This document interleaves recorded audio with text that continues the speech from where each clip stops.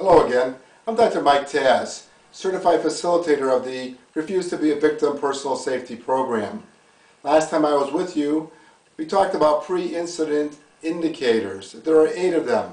Gavin de Becker lists them in his book, The Gift of Fear. He talks about fear and intuition and how they're there to help you. But he also lists these pre-incident indicators. These are strategies that the criminal uses to set up the victim before crime.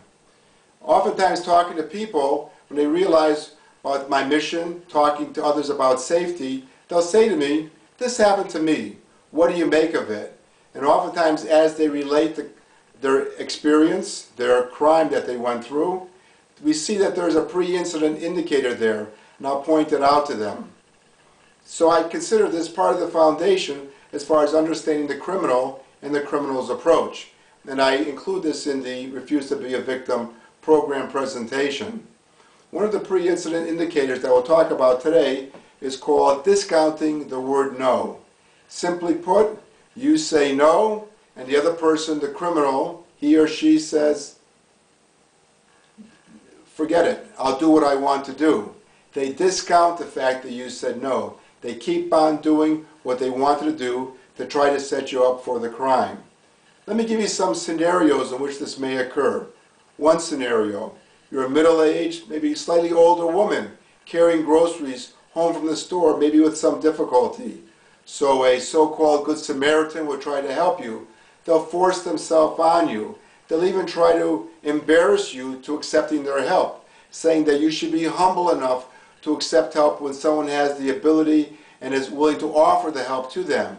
When in actuality, they may be trying to get into your apartment building or into your apartment to attack you. You should never let them into your apartment or apartment building. You should make arrangements to get those groceries home from the store without their help. Another scenario, if you're a teenage to college-aged woman, might be when you're dating someone. The young man may say to you, "You know, we have a good relationship going here. I think we're ready for the next level of our relationship." Now the young woman has to be prepared at this point. If the young man takes medications or taking drugs or is taking alcohol, his inhibitions may be messed up. He may try to force himself on that young woman, and you as the young woman have to be prepared to defend yourself, perhaps forcefully. Don't get in a position of weakness. You could be a college or a high school aged young man out with your friends. They may ask you to do something that's unlawful or may even be criminal. You wouldn't think of doing this by yourself, but somehow with the group you may be tempted to do it because that's the herd mentality. You may think that you have license as the group. When you realize that, "No, I'm not going to do this," and you say no, your friends have to realize that you mean no if you say no.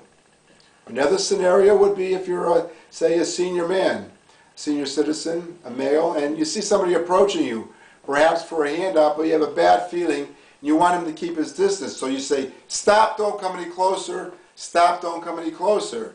And they'll discount him, they'll keep coming closer. You say, "If you come any closer, I'll defend myself. If you come any closer, I'll defend myself." And then they have to be convinced that you will take out whatever you have in your pocket to defend yourself. They may try to embarrass you, saying that you're rude, but if that's what you need to be safe, then so be it. When that happens, where they discount the word no, you have to work your plan. If you can't get the criminal to believe you when you say no, Gavin de Becker says that's like having a sign on your chest that says, "You're in charge." You have to have a plan in your mind. You have to have an escape in mind or a defense ready. You have to have this pre-prepared in your mind. All these things we talk about, some of the defenses available to you, as well as the other 7 pre-incident indicators in the Refuse to be a Victim program. For a schedule of these programs, I'd ask you to go to my blog site, www.drmiketaz.com, drmiketaz.com. I hope to see you at one of these courses. Until that time, for your safety, I'm Dr. Mike Taz.